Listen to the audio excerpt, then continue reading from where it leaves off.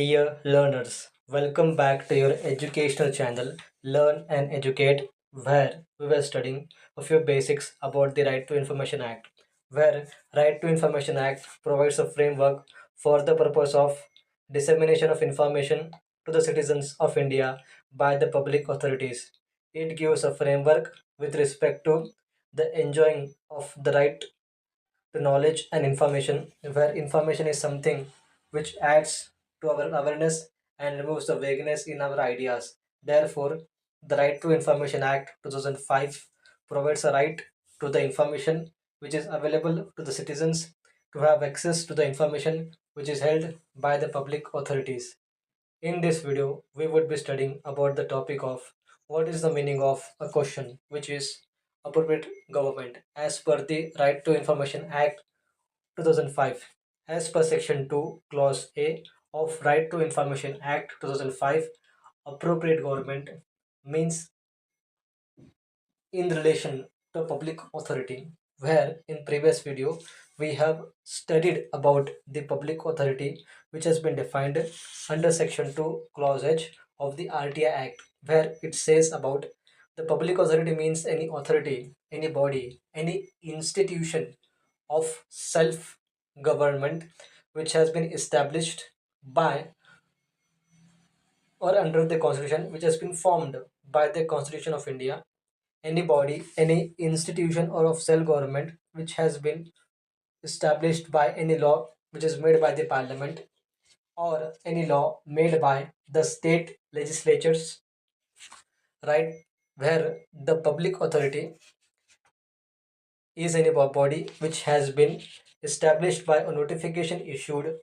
or order made by the appropriate government. This has been specifically mentioned under Section 2, Clause H. An appropriate government in relation to public authority means any body or authority which has been established,